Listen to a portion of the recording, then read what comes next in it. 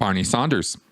You've said previously that Hubbard liked to control people, whereas Trump likes to control situations. Can you go into more detail about that? How and why?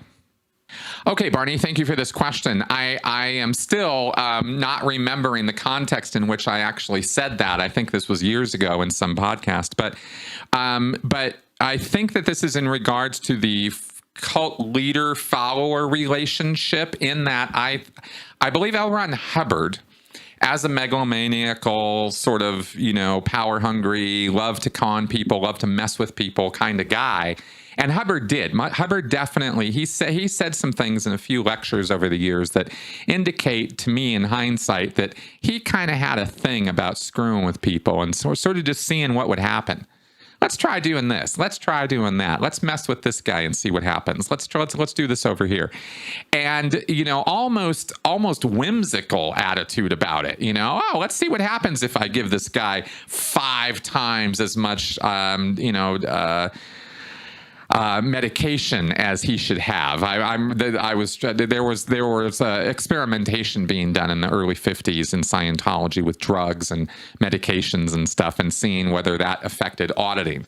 And Hubbard was getting people high, basically, and auditing them. And I was just trying to remember the name of that drug, and I forgot, diazepam or something like that. Anyway, Hubbard was a guy who was interested in people and messing with people.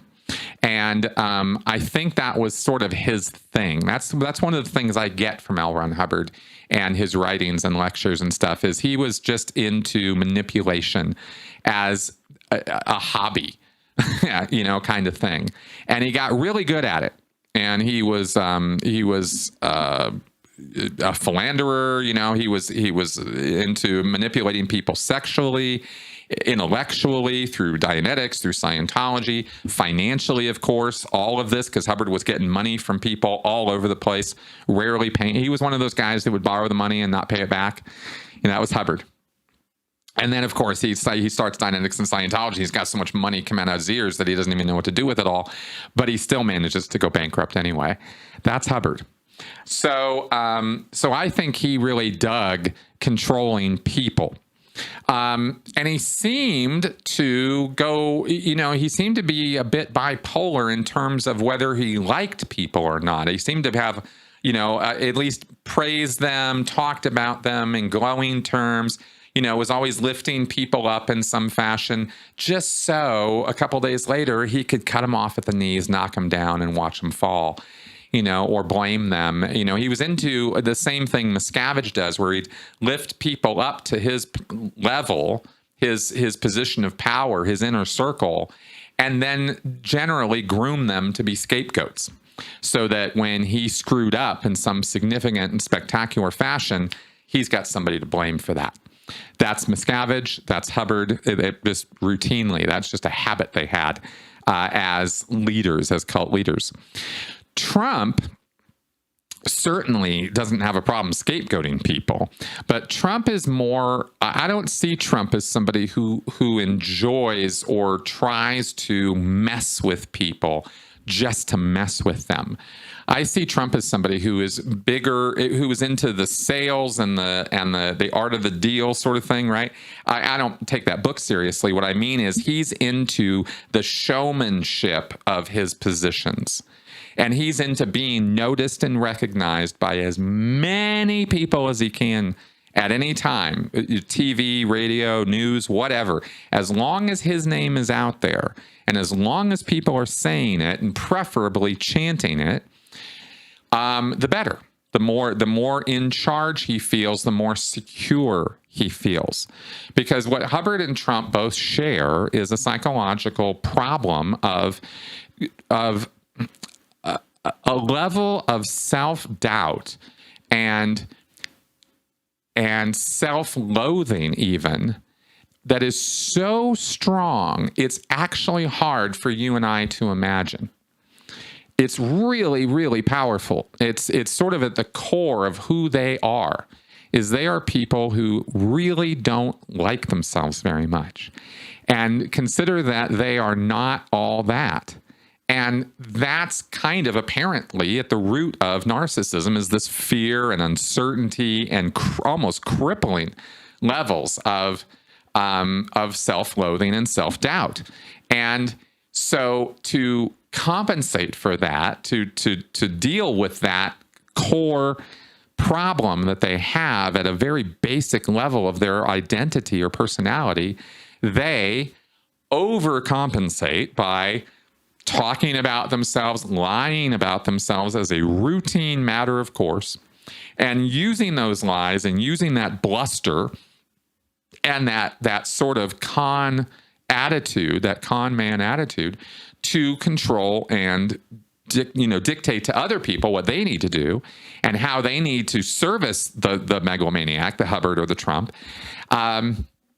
in order so that they can feel better about themselves, can feel like they are not scum of the earth, horrible, awful people that they kind of know they are, because they engage in activities that are criminal in nature, that are outright wrong on any moral compass, whether it's sexual assault, whether it's financial irregularities, you could say, financial crimes, right? Embezzlement, et cetera.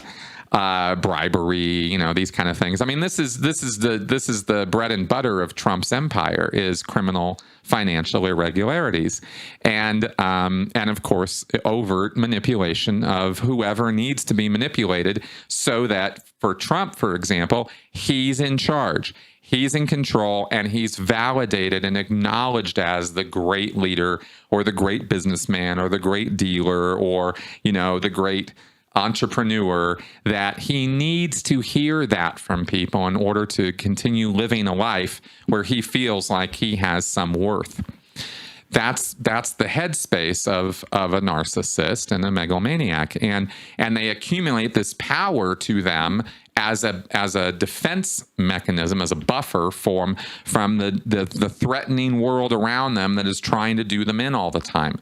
Everything is taken personally. Everybody who slights them in any way is an enemy who must be destroyed at once, because that person is saying out loud stuff that Trump is already thinking in his head and cannot live with, cannot accept. There's this whole denial thing going on too. Like, they know how screwed up they are, and then they deny how screwed up they are, and then they build this layer cake of ego on top of that. And that's your narcissist, as I understand it. Hubbard, Trump, lots and lots of things in common there. But whereas Hubbard had a knack for, or a bent towards, manipulating individuals and forming groups, but he was not really that great of a leader or manager or organizer, and he didn't really deal well with groups. He really was bad at it. This is why Mary Sue and other people had to be in his orbit who could deal with this and could sort things out better than he could. Because Hubbard's true nature in terms of running groups, running activities, was shown in 1950 when he got success. In 1951, 1952, all that time period, Hubbard blew it over and over again. And he really showed, he really displayed to the entire world that he has no organizational or business sense, and he needed other people to help him out with that. Trump, I don't know the deal with his business sense, but I think it's a little bit better than Hubbard's was, because he was raised in an environment, Trump was, where business and the deal and real estate and all this kind of stuff was much more prominent in his life growing up as a kid. And he grew up in a monster factory, of course. I mean, his home life was absolutely horrible. I mean, you wouldn't want to have any child grow up in that household. It was absolutely torture for him. And so he turned out the way that he turned out. And I'm not saying it's a complete nurture argument with Trump. There might be nature there too in terms of his genetic problems or issues. I can't really say one way or the other. What we can judge is the behavior, and the behavior is clear that it's megalomaniacal, and it's very, very, very, very, very egotistical. But it seems to be, for me, that Trump is more about controlling large swaths of population and business deals and big projects, and that's kind of his thing. Hubbard was more was more fine tuned, and I think it was. I think if I was going to say. I think it's just. I think it comes down to maybe the word proclivity or impulse or interest. Like what is it about Hubbard that makes him different from Trump? Is he just liked messing with people? I guess that's really the best way I can say it, and I hope it's coming across well. I hope I'm communicating, but that's the whole thought process behind those statements as I remember them, and I hope that this helped clarify my take at least on Hubbard and Trump.